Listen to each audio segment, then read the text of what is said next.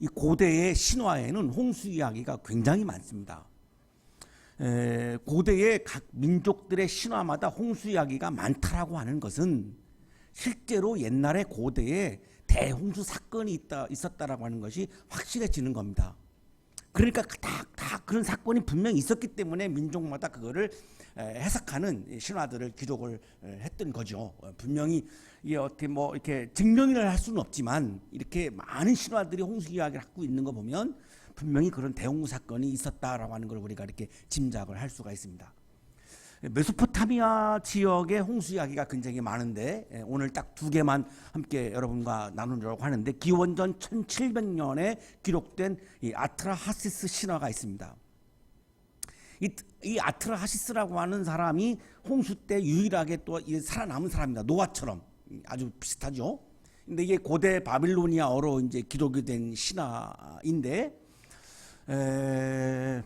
배철원 교수라고 하는 분이 하버드 대학에서 고대 근동학을 이제 전공을 했고, 그리고 서울대에서 이제 종교학과 교수를 하다가 지금은 그 표절 시비에 휘말리면서 아마 이렇게 좀 사임을 하신 것 같은데, 이분이 이제 고대 바빌로니아어, 수메르어 이런 것들을 다 전공을 공부를 하신 분이어서 이분이 이 신화를 직접 번역을 하셨습니다. 그래서 그 부분을 인용을 하면 이렇습니다.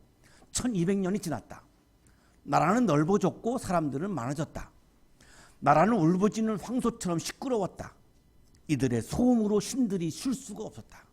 인구가 많아지니까 막 시끌벅글해지고 막 이제 막 소음이 이게 많이 나니까 신들이 조용히 쉬지를 못했다는 거예요. 그래서 인간에 대해서 막 화가 나가지고 이거를 이제 심판하는데 심판의 방법이 이제 홍수입니다. 그러니까 아트라하시스 신화에 나오는 홍수를 내린 이유는 시끄러웠기 때문입니다. 그러니까 여러분이 어디 가서 이렇게 막 떠드는 거 굉장히 조심하셔야 됩니다. 신들의 심판을 받을 수 있습니다. 많이 떠들었다는 거예요.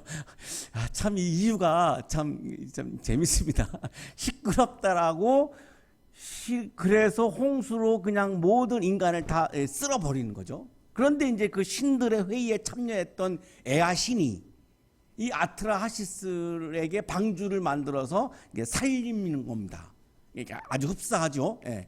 이 심판을 내리는 이유는 다른데 이 과정은 굉장히 비슷합니다. 그러나 창세기에서 홍수를 내리는 이유는 다르죠. 시끄러웠기 때문이 아니고 인간이 신이 되어서 다른 사람들과 세상을 지배하려고 인간이 하나님처럼 되려고 했기 때문에 심판합니다. 이 심판의 이유가 굉장히 다른 거죠. 그거를 창조 질서의 파괴라고 창세기는 이제 보고 있는 겁니다.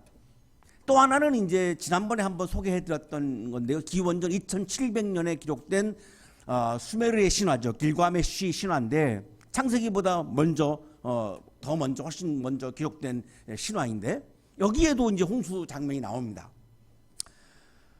아카디어로 기록이 되었는데 이것도 백철원 교수님이 번역을 해주어서 이렇게 인용을 하겠습니다. 내가 소나기를 내리리라.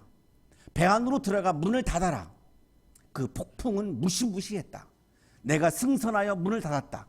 창세기에서는 하나님이 문을 닫아줍니다. 굉장한 자상한 하나님의 모습이 보여지는데 여기서는 이 주인공이 스스로 닫게 합니다. 내가 승선하여 문을 닫았다. 동이 텄을 때 검은 구름이 하늘 아래서부터 올라왔다. 온 세상이 캄캄하게 되었다. 그래서 유일하게 이 방주를 만들어서 살린 것이 바로 우투나피슈팀입니다. 우투나피슈팀 한번 소개했었죠. 반은 신이고 반은 인간으로 구성되어 있는 존재인데 그리고 이제 홍수가 끝나죠. 이제 유일하게 살아남은 우투나피슈팀이 굉장히 우리가 주목해 봐야 합니다. 노아하고 굉장히 다른 모습을 보입니다. 바다가 잠잠해졌고 임훌루라고 하는 말은 이제 바람을 의미하는 겁니다. 신이 사용한 바람이죠. 바람이 줄어들고 홍수는 멈추었다. 모든 인간들은 진흙이 되고 여기도 굉장히 흡사합니다. 하나님의 바람이 루아흐가 확 이렇게 이제 물을 다 이렇게 쓸어버리죠. 다시. 그리고 이제 사람은 다 그냥 원래대로 돌아가니까 진흙이 됐고요. 나는 몸을 구부려 앉아 목 놓아 울었다. 우트나푸시팀이 웁니다. 눈물이 뺨을 따라 흘러내렸다. 이 우트나푸시팀이 왜 울었을까요? 다 죽었지만 자기는 살아남았거든요. 근데 왜 울었을까요? 유일한 생존자로서 우는 겁니다. 그거를 상상하시면 좀 도움이 될 것 같은데요. 세월호 사건 때 살아남은 학생들도 굉장히 오랫동안 고통을 겪고 있고 지금도 고통을 겪고 있고 정신과 치료도 받습니다. 왜 그럴까요? 죄책감이 있는 겁니다. 너는 죽었는데 나는 살아남았어. 이 살아남은 것에 대한 죄책감이 있는 거죠. 이 우트나푸시팀은 다 죽었습니다. 자기만 살아남았어요. 그래서 기쁜 게 아니라 유일한 생존자로서 죽은 사람들에 대한 미안한 마음, 죄책감 때문에 지금 우는 겁니다. 그러나 노아는 울지 않습니다. 이 부분이 오늘 우리가 주목할 부분입니다. 굉장한 죄의식으로 이 울고 있는 장면에 대해서 종교학자 카란 암스트롱이 아주 좋은 해석을 우리들에게 해주고 있는데, 이 우트나푸시팀은 자신만 살아남은 것에 대한 깊은 죄의식으로 울었으나 노아는 비통함을 느끼지 않았다라고 설명합니다. 노아는 오히려 파괴자인 하나님께 제사를 드립니다. 이거를 카렌 암스트롱이라고 하는 종교학자가 굉장히 주목해서 바라본 관점입니다. 어떻게 이게 다르지? 하나님 역시 메소포타미아의 신들과 달리 비통함을 드러내지 않았다. 길가메시 신화에는 신들도 비통해했다라고 하는 장면들이 나오는데, 창세기에는 하나님은 노아 홍수를 내리고 나서 비통하였다라고 하는 말씀이 전혀 없다는 겁니다. 이게 굉장히 다른 차이점이라는 겁니다. 노아는 자신의 가족들만 살아남았죠. 자기하고 아내하고 세 아들하고 세 며느리만 살아남았습니다. 자, 그런데 우트나푸시팀처럼 죄책감으로 비통해야 하지 않습니다. 그 이유가 뭘까요? 오늘 이거를 주목해 보려고 하는 겁니다. 오늘의 성서 본문은 노아의 심판, 홍수 사건인데, 이 창세기가 우리들에게 말씀하시는 노아 홍수 사건은 무자비한 파괴가 아닙니다. 심판과 구원의 이중주의입니다. 하나님의 역설적인 사랑 이야기입니다. 그래서 노아는 비통해야 하지 않는 겁니다. 이거를 하나님의 무자비한 심판 이야기로 우리가 오해할 수 있는데, 홍수 이야기를 잘 읽어보면 전혀 이거는 무자비한 무시무시한 아주 그냥 막 인정사정 없는 하나님의 모습을 드러내는 것이 아니라 굉장히 아파하는 하나님의 모습이 나타납니다. 창세기 6장에 그런 말씀이 나와요. 굉장히 하나님이 사람을 지으신 것을 후회하고 근심했다. 이거를 세번역에서는 마음 아파하셨다. 아주 통쾌하게 막 사람들이 하나님이 되려고 한 거를 그냥 못되게 보셔가지고 다 죽여버리고 막 통쾌하신 게 아니라 차라리 내가 사람을 만들지를 말걸. 이 심판을 내리면서 하나님은 너무나 마음이 아팠던 거예요. 왜요? 그런데 왜 그러셨어요? 마음 아프신데 왜 그러셨어요? 그럴 수밖에 없는 거예요. 하나님이 처음으로 지으신 세상은 서로가 사랑하고 돌보아 주는 세상이에요. 태초에 하나님이 지으신 세상은 사람이 사람들을 사랑하고 돌보는 세상이에요. 그걸 베풀이라고 말씀하셨죠. 돕는 자예요. 서로가 서로를 돕는 세상을 만드셨는데, 그런데 사람이 아담과 하와가 하나님처럼 되어서 다른 사람을 지배하려고 했어요. 그러면 내버려 두면 어떻게 되죠? 하나님이 된 사람들이 약한 사람들을 계속 지배하고 살아가는 세상이 계속 전개되어 가고 확장되어 가겠죠. 그거를 그냥 내둘 수가 없는 거죠. 바라만 볼 수가 없는 거예요. 하나님이 처음 지으신 원저자의 원창작자의 마음은 그게 아니었기 때문에 그걸 두고만 볼 수는 없는 거예요. 그래서 새로운 세계를 다시 창조하는 거예요. 그래서 태초의 창조가 있지만 그것이 끝난 게 아니고 오늘의 창조, 새 하늘과 새 땅이라고 하는 새 창조, 세 가지의 창조가 있다고 우리가 말씀을 묵상했잖아요. 오늘의 창조가 노아의 홍수 사건이에요. 창조적인 사건이지 이게 그냥 무자비한 무서운 사건이 아니라는 거죠. 구약 주석가인 김옥원 교수는 노아의 홍수 이야기에서 희망의 고동 소리를 듣는다라고 표현을 해요. 야훼 하나님의 심판 선언 속에 역설적으로 함유되어 있는 구원의 희망을 알려주는 고동 소리를 듣게 된다는 것은 놀라운 일이 아니겠는가? 희망의 이야기이기 때문에 노아는 비통해하지 않았던 거예요. 희망의 이야기였기 때문에 김우건 교수 같은 분은 희망의 고동 소리를 듣는다라고 하는 표현을 해요. 하나님이 심판을 내릴 수밖에 없었던 과정을 좀 살펴보면 이 하나님께서 사람의 죄악이 세상에 가득 찬 것을 보십니다. 이 창세기 6장 우리가 이제 읽지 못하고 건너뛰는 부분인데 창세기 6장 5절에 나오죠. 죄악이 가득했단 말이죠. 이 죄가 뭐냐라고 하는 겁니다. 이 죄가 뭐냐? 우리가 묵상했습니다만 이미 창세기가 말씀하시는 죄는 도덕적인 죄를 말하는 게 아닙니다. 분명히 우리가 본문에서 확인했습니다만 하나님처럼 되어서 세상을 지배하려고 선과 악을 알게 하는 나무의 열매를 따먹은 죄입니다. 그 눈이 밝아져 가지고 선과 악을 알게 된 죄입니다. 선과 악을 인간은 판단할 수 없는 존재라는 겁니다. 그런데 감히 하나님처럼 되어서 선과 악을 내가 판단해 가지고 너는 선해 너는 악해 이거를 하나님이 판단하실 일인데 감히 사람이 하려고 했던 거죠. 이게 죄예요. 그래서 정죄하는 거는 죄예요. 이 정죄하는 죄를 말하는 거지 무슨 도덕적인 죄를 말하는 게 아니죠. 자, 정죄가 깊어지니까 어떻게 되죠? 카인이 아벨을 죽인 죄입니다. 정죄가 확대되어 가니까 너는 죽어야 돼 하고 죽인 거죠. 하나님의 생명을 감히 카인이 실행을 한 거예요. 감히 자기가 하나님이 된 것처럼. 이 죄죠. 살해한 죄죠. 자, 그 다음에 우리가 지난주에 읽었죠. 이제 모든 인류가 막 한꺼번에 그냥 신이 되려고 사람의 아들과 사람의 딸이 신의 아들과 결혼합니다. 하나님의 아들들과 결혼합니다. 인류 전체가 그냥 신이 되겠다라고 하는 겁니다. 자, 이 장면을 가리켜서 하나님은 사람의 죄악이 확대되는 것을 두고만 볼 수 없었다. 지금 6장에서 이렇게 말씀하는 겁니다. 자, 오늘날에 어떻죠? 유럽에서 중동에서 이런 죄가 자행되고 있죠. 우크라이나에서 팔레스타인에서 이 죄가 지금 자행되고 있는 겁니다. 감히 전쟁으로 사람이 하나님의 생명을 죽이는 일을 그냥 자행하는 겁니다. 이런 죄를 말하는 겁니다. 이거를 그냥 냅두면 어떻게 되죠? 강자가 약자를 죽이는 겁니다. 계속해서. 그럼 약자들은 어떻게 삽니까? 살 수가 없지요. 그럼 그 약자는 누구의 자녀입니까? 하나님의 자녀입니다. 그러니까 부모로서 그거를 내둘 수가 없는 거죠. 어떻게 그걸 두고만 볼 수가 있습니까? 두고만 볼 수가 없는 거예요. 그래서 지켜만 볼 수 없다는 거죠. 그런 세상을. 그래서 이거를 새로운 세상을 다시 창조해야 되겠다고 마음을 먹으신 거예요. 태초의 창조로 완성이 되지 않았어요. 그러니까 이제 태초에 지으신 세상이 서로가 서로를 배필이 되어서 사랑하고 돌보는 세상을 만드셨는데 그게 안 되니까 다시 창조해야 되겠다라고 하는 마음을 먹고 그 방법이 홍수 심판입니다. 깨어진 세상을 지우지 아니하면 새로운 세상을 만들 수가 없는 거죠. 깨어진 세상을 지워야 새로운 세상을 만들 거 아닙니까?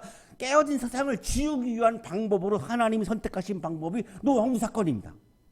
그런데 왜 홍수입니까? 이유가 있죠. 우리가 창세기에서 묵상하지는 못했습니다만 그 당시 고대의 이 우주관이 그랬습니다. 창세기에 나오는 혼돈의 세계는 물로 휩싸여 있는 세계입니다. 그런데 하나님이 이걸 어떻게 코스모스 질서를 만들죠? 궁창을 만들죠. 궁창이라고 하는 것은 물과 물을 나눠 놓은 겁니다. 그러니까 고대의 우주관은 하늘 위에 물이 있고 땅 밑에 물이 있는 겁니다. 궁창을 만들었다라고 하는 말씀은 물과 물을 갈라놓은 겁니다. 그러면 이거를 다시 지우는 것은 뭐죠? 다시 물과 물을 합치는 거죠. 물과 물을 합치면 어떻게 됩니까? 하늘 위에 있는 물과 땅 아래에 있는 물이 다시 만나서 하나가 되는 겁니다. 이게 홍수입니다. 그래서 혼돈으로 다시 돌아간 거죠. 자, 오늘 본문에 가면 이렇게 말하죠. 노아에게 하나님이 말씀합니다. 내가 보니 이 세상에 의로운 사람이라고는 너밖에 없구나. 너는 식구들을 다 데리고 방주로 들어가거라. 자, 의로운 사람이라고는 너밖에 없구나. 이것도 우리가 오해할 수 있는데요. 이 의롭다라고 하는 게 우리도 자칫 잘못하면 나는 의롭고 너는 죄인이야라고 하는 이런 프레임을 만들잖아요. 노아가 도덕적으로 법적으로 의롭다라고 하는 말이 전혀 아닙니다. 히브리어로 여기 의롭다라고 하는 말이 짜디크라고 하는 말인데 윤리적인 의로움, 법적인 의로움의 개념이 아니고 신학적인 하나님과의 관계에서의 개념입니다. 노아가 도덕적으로 의롭다고요? 창세기 9장에 가면 술 취해가지고 제사장들 앞에서 벌거벗고 스트립 쇼를 벌입니다. 뭐가 의롭습니까? 도덕적으로. 도덕적으로 의로운 사람은 한 사람도 없습니다. 법적으로 완벽히 의로운 사람은 한 명도 없습니다. 이 세상에 의로운 사람은 없다. 예수님 말씀이잖아요. 다 우리가 죄인이라고 하는 거잖아요. 노아도 죄인입니다. 근데 왜 의롭다고 할까요? 하나님과 관계에서 의로웠다는 얘기입니다. 뭐 때문에? 하나님이 하시려고 하는 일은 계속적인 창조입니다. 계속적인 창조를 다른 말로 하면 구원입니다. 이 깨어진 세상을 다시 구원해야 합니다. 그럼 다시 창조해야 됩니다. 이 얼마나 힘든 일입니까? 다 쓸어버려야 되니까 굉장히 힘든 일이죠. 다 지워버려야 되니까 힘든 일이죠. 이거를 노아는 책임감을 가지고 용기 있게 하나님의 새로운 창조에 참여한 겁니다. 하나님의 계획에 참여한 겁니다. 하나님의 창조 사역에 참여한 겁니다. 이거를 의롭다라고 말하는 겁니다. 내가 의로운 신앙인이다라고 하는 말이, 내가 의로운 신앙인이 되려면 이기적으로 나에게 복을 주세요가 아닙니다. 하나님의 창조 사역에 나도 참여할 수 있게 해주십시오라고 기도하는 사람이 신앙적으로 의로운 사람이라고 하는 말입니다. 노아는 그거를 용기를 가지고 한 거예요. 그렇다면 우리도 의로운 사람이 될 수 있다는 말입니다. 나는 도덕적으로 법적으로 의로울 수 없습니다. 오케이, 괜찮아요. 뭐 솔직한 고백이죠. 그러나 신학적으로는 신앙적으로는 의로운 사람이 될 수 있단 말이에요. 왜? 하나님과의 관계에서의 의로움이니까. 하나님과의 관계에서 의로움이란 하나님이 하시고자 하는 일에 내가 참여하는 겁니다. 그래서 이제 짐승들을 다 이제 데리고 이제 들어가라 이제 이러는 거죠. 그래서 이제 정결한 짐승은 7쌍, 부정한 짐승은 2쌍씩 이렇게 데리고 들어가죠. 정결한 짐승이 더 많은 이유는 이제 다 이게 홍수가 끝나고 나면은 예배를 드려야 되니까 제물이 필요하죠. 제물이 필요했기 때문에 더 많은 겁니다. 그래서 이제 그렇게 들어갑니다. 시간이 많이 가서 요약을 좀 해야 되겠는데, 이제 이래가 지나면 내가 40일 동안 밤낮으로 땅에 비를 내려서 내가 만든 생물을 땅에서 모두 없애버릴 것이다. 다 지워버릴 것이다. 왜 40일입니까? 이 40일은 히브리어에서 그냥 완전수입니다. 막 정확하게 40일 이게 중요한 것이 아니라 이 세상을 다 지울 수 있는 완전수가 40일입니다. 40일 동안 이제 내려서 다시 혼돈의 세계를 만드는데 노아는 주님께서 명하신 대로 다 하였다 이겁니다. 자, 이게 의로운 노아의 모습입니다. 그러면 하나님이 시킨 대로 그냥 기계적으로 했느냐? 로봇가 되어서 했느냐? 아닙니다. 유대인 랍비 중에 조나선 섹스라고 하는 분이 요즘 굉장히 아주 히트를 치고 있는 분 중에 한 분인데, 유대인 랍비 중에서 아주 최고로 존경받는 랍비, 현존하는 랍비입니다. 이분이 토라에는 순종이라는 단어가 없다고 설명을 해줍니다. 유대교에서 하나님은 맹목적 순종을 명령하지 않으신다. 순종보다 더 큰 것, 즉 책임을 요구하신다. 저는 굉장히 이 설명에 공감을 하는데요. 무조건적인 순종, 그냥 로봇가 되어서 기계가 되어서 너 순종해, 하나님 그렇게 우리한테 요구하지 않는다는 겁니다. 왜냐하면 자유의지를 주셨으니까. 하나님이 요구하시는 것은 그냥 무조건적인 기계적인 순종이 아니라 자발적으로 우러나오는 책임을 요구한다는 겁니다. 책임감을 가지고 하는 것을 원한다는 거죠. 믿음은 순종 이상의 것이다. 그것은 창조하는 용기다. 하나님의 창조 사역에 내가 능동적으로 자율적으로 참여해서 내 온 마음을 다해서 진심을 다해서 하나님의 창조 사역에 참여하는 것을 원하는 거지, 그냥 시키는 대로 기계적으로 하는 거 원치 않는다는 겁니다. 그래서 이 부분을 의롭다라고 말하는 겁니다. 이때 노아가 600살이었고 이제 방주로 다 이렇게 들어갔고, 짐승들도 이제 들어갔고, 다 이렇게 들어갔습니다. 그리고 이제 홍수가 땅을 뒤덮어서 다시 이제 혼돈의 세계로 돌아갑니다. 김일권 교수는 노아홍수 이야기는 희망의 이야기라고 강조합니다.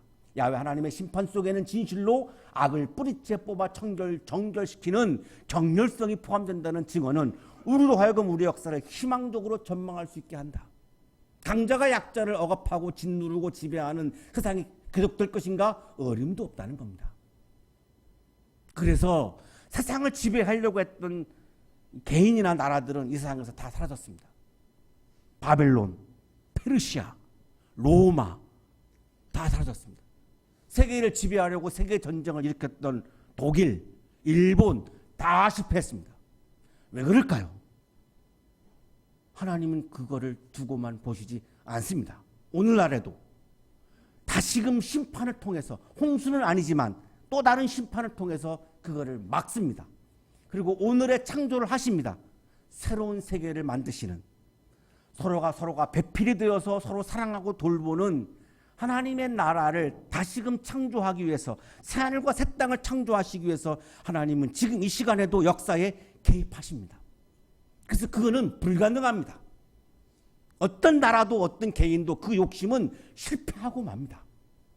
그래서 노아 홍수 심판 사건은 무자비한 무서운 사건이 아니라 새로운 세계를 창조하는 오늘의 창조, 새 창조로 이어져가는 희망의 이야기임을 김일권 교수는 강조합니다.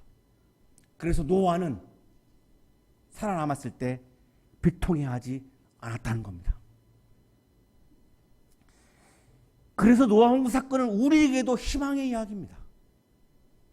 내가 지금 약자로서 지배를 받고 있다 할지라도, 억눌림을 받고 있다 할지라도 우리에게는 희망이 있는 겁니다. 왜냐하면 새로운 창조를 하시는, 오늘의 창조를 하시는, 계속적인 창조를 하시는 하나님의 창조 사건이 오늘날에도 이어지고 있기 때문입니다. 사랑하는 한양 가족 여러분, 홍수 이야기는, 하나님의 이 심판은 분도로 일관된 성격이 아니라 새 창조를 위한 도약적 준비가 병행되는 성격입니다. 이것이 창조 홍수 이야기가 우리에게 주는 교훈입니다. 심판과 구원의 이중주의 연주입니다. 하나님의 창조는 태초의 창조로 끝난 것이 아니라 오늘도 계속되고 있습니다.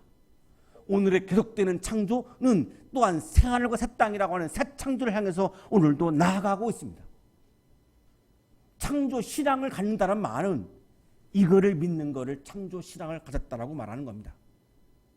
창조 신앙이 없다는 말은 오늘의 창조와 새 창조를 내가 믿지 못하고 거대한 네페림의 지배 아래에서 절망하고 포기하고 주저앉는 것이 창조 신앙이 없는 사람의 모습입니다. 지금 네피림에 의해서 내가 지배를 당하고 있다 할지라도, 억압을 당하고 있다 할지라도 오늘의 창조와 새 창조를 내가 믿으면서 굴하지 않고 오늘도 내가 새로운 창조에, 하나님의 새로운 창조에 적극적으로 참여하는 것, 이 사람이 바로 진정한 창조 신앙을 소유하고 있는 신앙입니다. 그래서 바울은 새 창조를 강조합니다. 고린도후서 5장 17절입니다. 누구든지 그리스도 안에 있으면 그는 새로운 피조물입니다. 어떻게 우리가 새로운 피조물이 되느냐?